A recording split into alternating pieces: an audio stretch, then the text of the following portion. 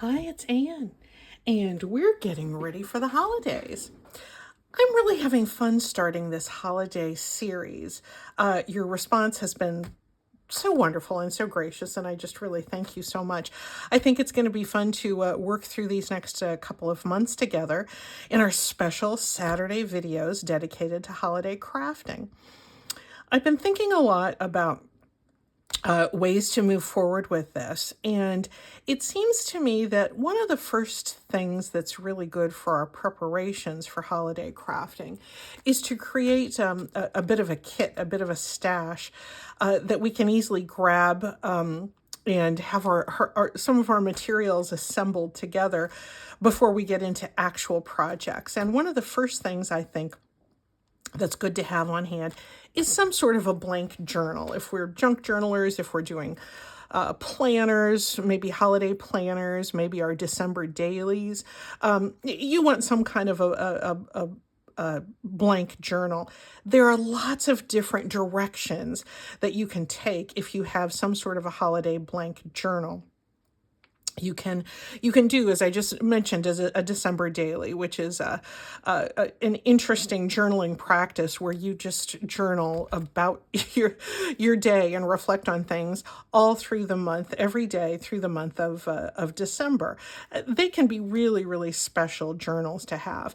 You can make a holiday journal, and I've done this, just reflecting on some of your holiday memories, maybe from when you were a kid. Let me pull these a little bit more into shot. Maybe from when you were a kid, maybe from when you were when your family was young and you were just starting out. Not all holiday memories are great memories, and certainly, sometimes folks, sometimes there are things best left unremembered. If that is your choice, then you certainly follow your gut on that.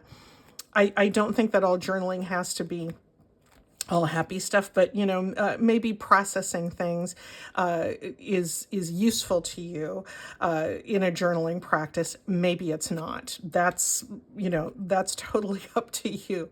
I don't mean to get all serious about that, but there can be some things that are really fun to reflect on about ways you made do with making holiday meals or holiday decorations when the times were tough. Everybody's is going to be unique in its own way, but their holiday journals can be very special in recording what's happening in the present day or thinking back a little bit to things that happened years ago. Let me just kind of show you what I made, and we're not going to go through the construction of this. I will link to an easy way to make a junk journal that you can follow if that's useful to you. But I just kind of threw this one together. That I'm going to be using for a holiday journal this year. I put some fabric pockets on the inside. I used some spattered paper. We're going to be talking about that in a minute.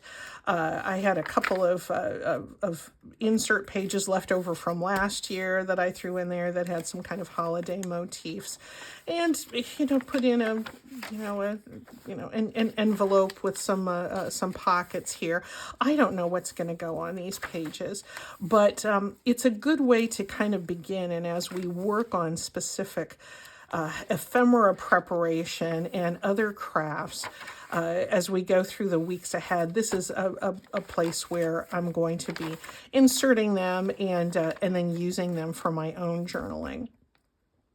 Another piece, oh, I should start, since I'm doing little reminders, blank journal. Okay.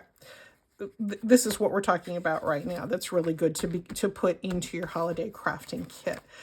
I just started this one, but I'm taking a little bit of a different turn with it. I want to have some kind of a holiday planner. I'm participating in a neighborhood craft fair. Excuse me. I'm getting choked up just thinking about it. I want to set deadlines and everything for myself in planning for that. So I made another base of a journal out of, you can kind of see from here, this is from a manila mailing envelope. This I made from an Amazon, you can kind of see the little Amazon smile there, our favorite Amazon packaging. This is a manila mailing envelope. When it's folded in half, it is 6 by 9.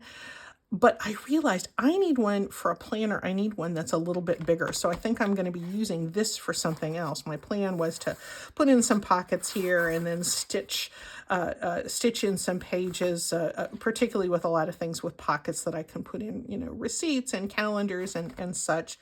One of the reasons I think I'm going to start over with this one is I have a lot of printouts from this craft fair and, other reminders, schedules and things that are going to have to fit in here. And, this is okay if it fits in here, but it needs to be a little bit bigger.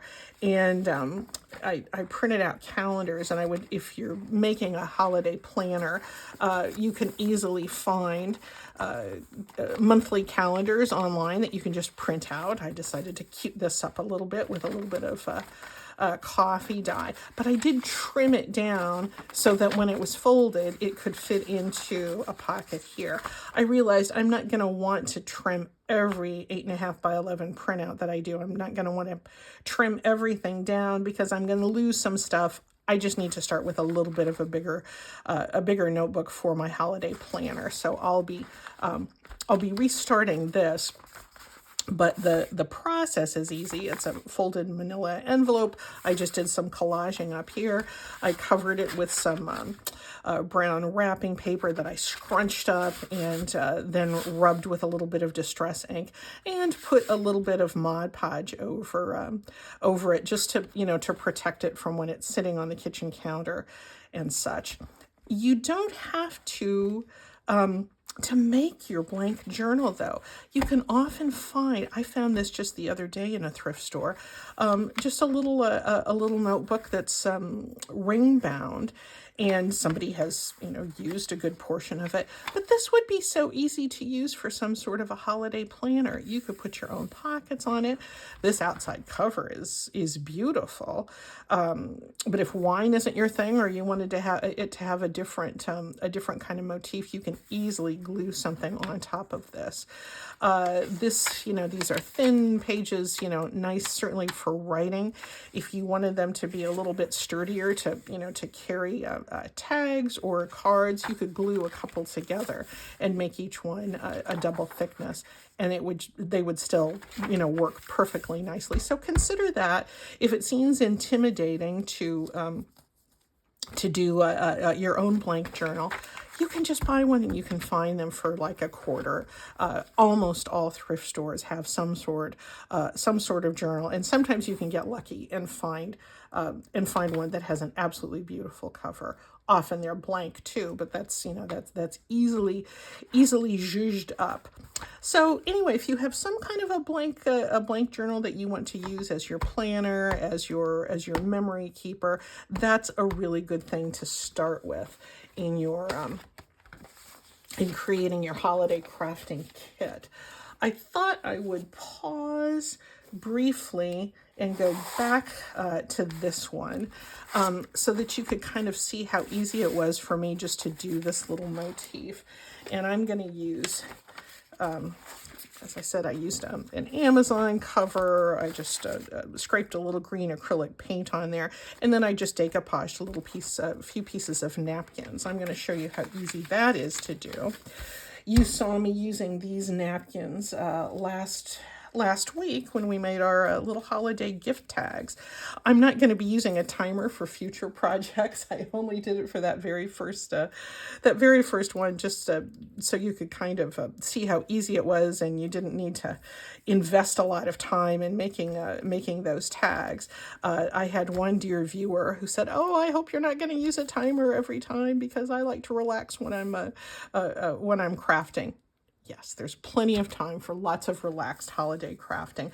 I didn't mean to rush you using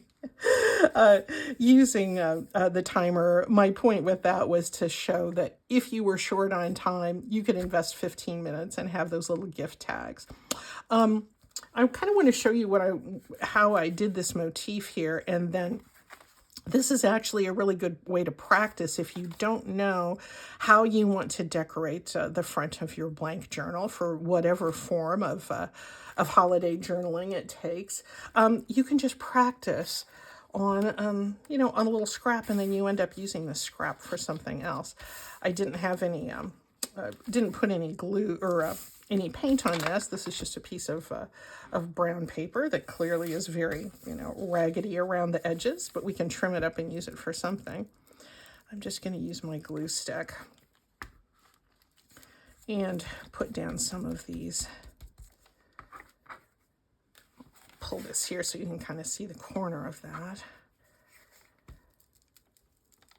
A glue stick for a napkin where you have pulled it down to its single layer. Just sort of tap that down. I do like having a little bit of Mod Podge on a journal because it does protect it. If it's in your bag, you're out on a rainy day, I wouldn't say it makes it waterproof, but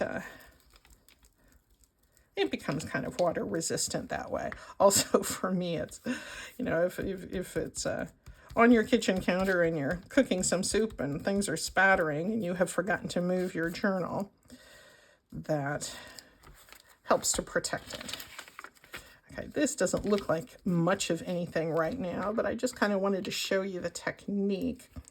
What I like to do, if I'm just decoupaging little pieces of a napkin onto something, I like to soften the edges with a little bit of gesso.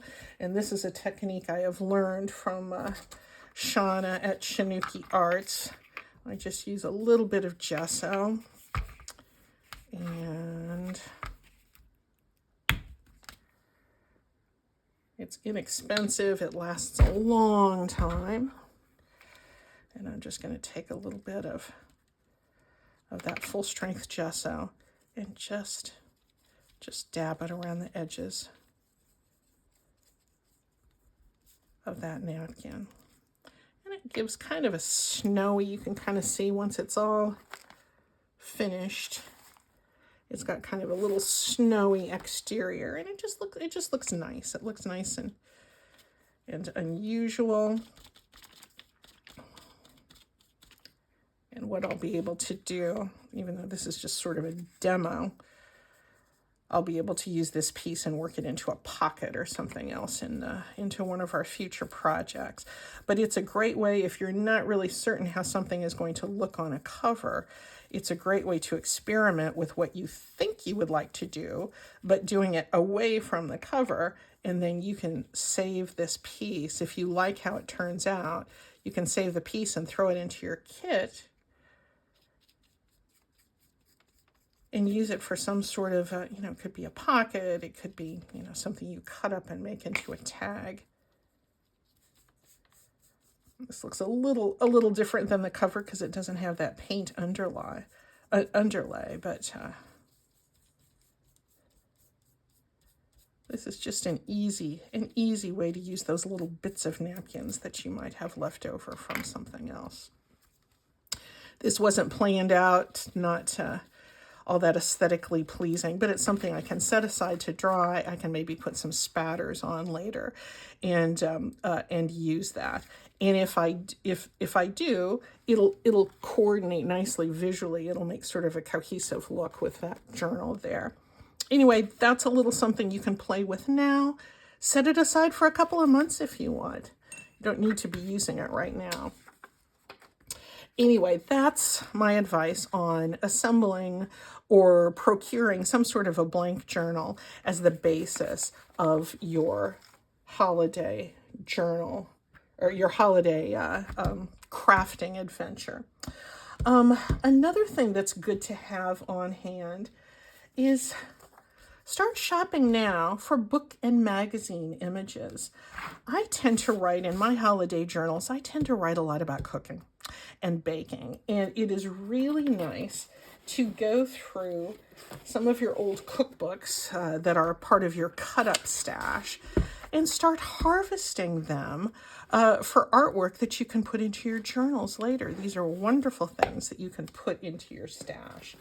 This particular one has a lot of really nice illustrations. Look at how beautiful that is.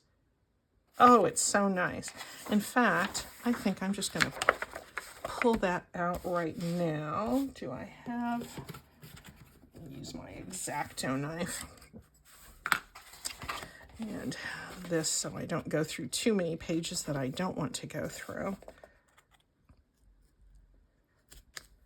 And this can go right into the stash because I know that I would love to use this in some sort of talking about holiday cooking.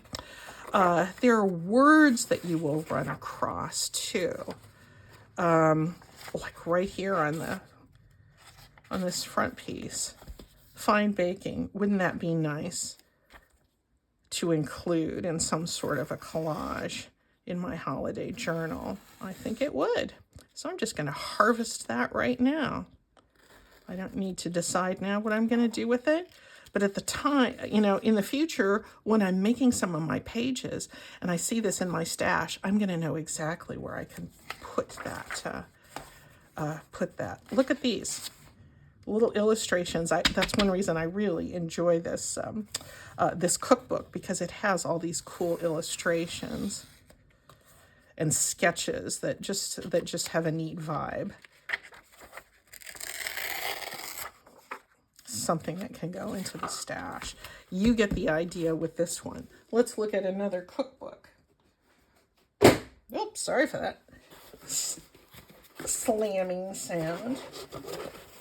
Often you'll find some of these older cookbooks, and this is, I think, from the 80s, Sunset. You can see I have harvested this Sunset cookbook a lot. And this is one that has just a lot of fun illustrations in it. There's some parsley. What if I wanted to save that parsley?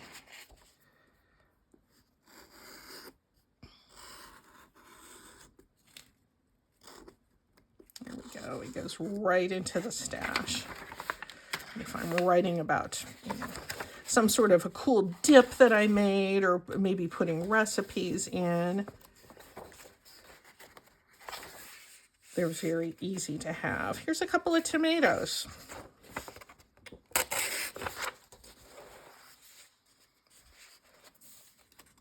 Fun to put into the holiday journaling stash. You see where I'm going with that. You might also find, as you're going through these old cookbooks in particular, that you find, you know, different kinds of phrases that might make nice labels. We all love labels in our junk journals, but sometimes it's kind of hard to do. To have labels that are specific to the holidays, but you can find sometimes little phrases, you know, about dishes, or just, you know, about things that are particular to you. This one just jumped out at me. I did not search for this beforehand, but I'm seeing Joe's special on this recipe. Well, guess what? I have a brother named Joe, and he is indeed special. I would like to have a little label. And so I get out my stamp. I have some acrylic stamps that are label shaped. Let me get my, pardon me, I'm going to have to look straight down over this.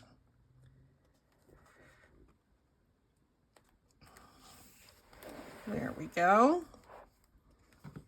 And then I have a little label that says Joe's Special. So if I'm doing writing about some memories of goofy things that my brother and I used to do, I have this little piece out of this cookbook, and that can just be a little label also here. It's really amazing what you find when you go through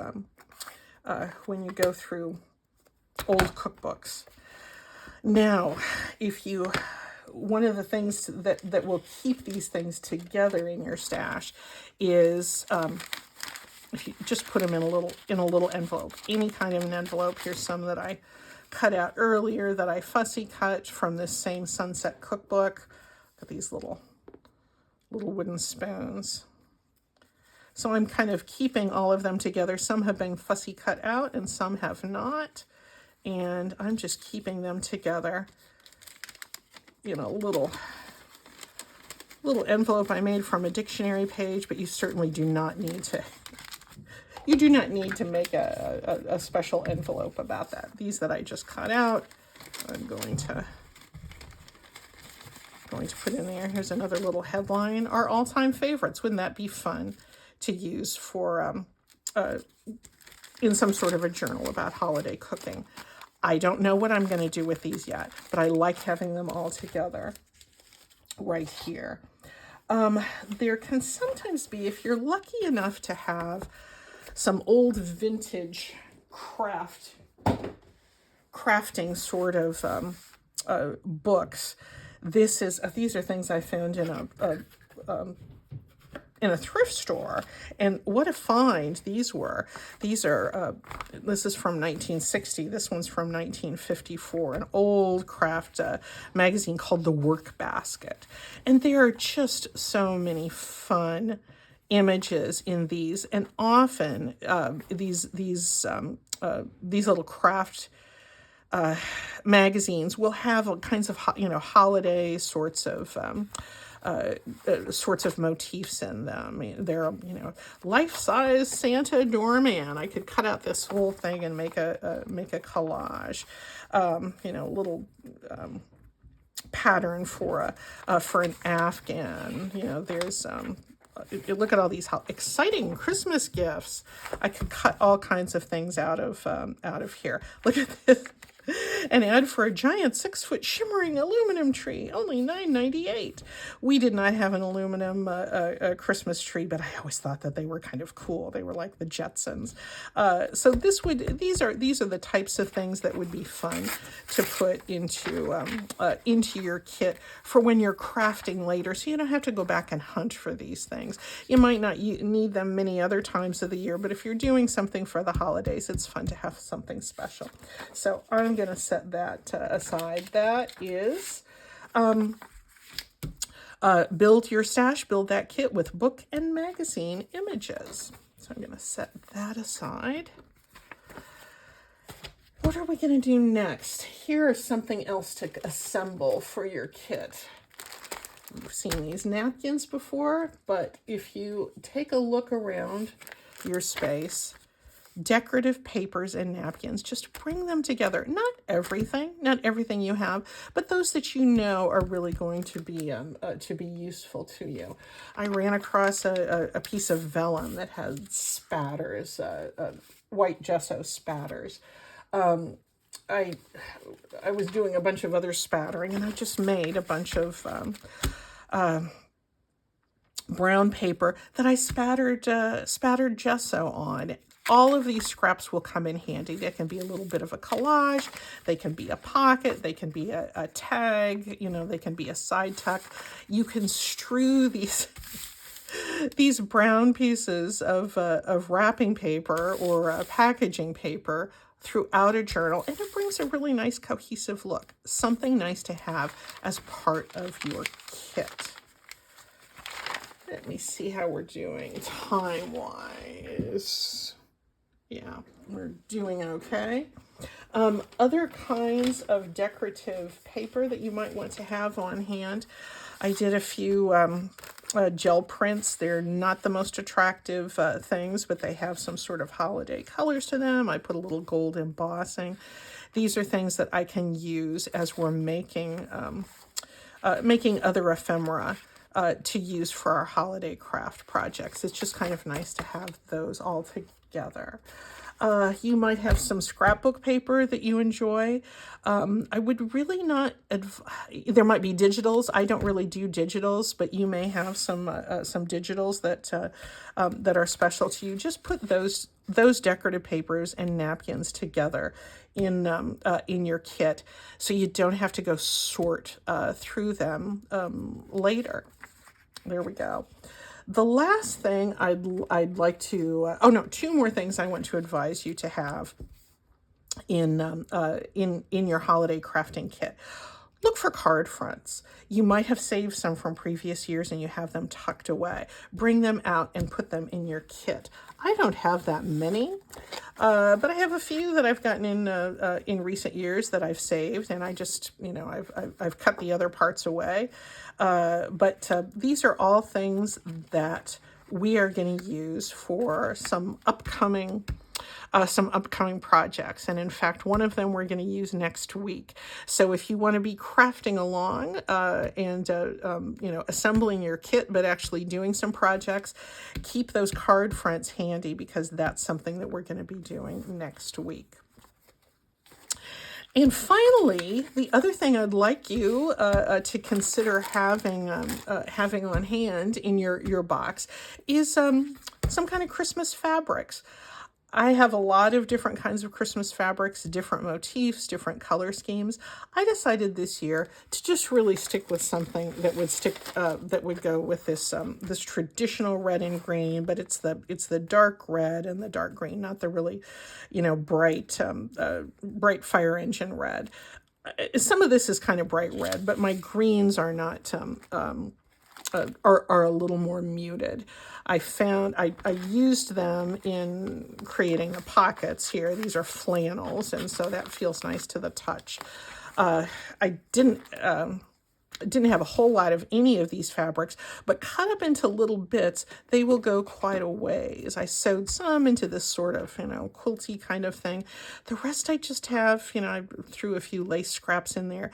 These are just tiny little scraps of red flannel, that dark red, and this kind of maroony red and a darker green. And I think these are going to help inform my fabric choices throughout the journal. There's lots of different things that we can use fabrics for. Little bits of fabric work nice to sew into a snippet roll. You can make a belly band. You can just add, make clusters. Fabrics come in really handy, but it's nice to not have all of your holiday fabrics together. Just choose the ones that you think you would like to use in your journal this year, and pull them together. If they're little bits, that is fine. You can just kind of keep them together. There's a few other, colors in that same sort of family. That's probably a little bit too bright, so I'll probably set that aside. Here's a little bit more of that flannel. I'm just going to keep these together.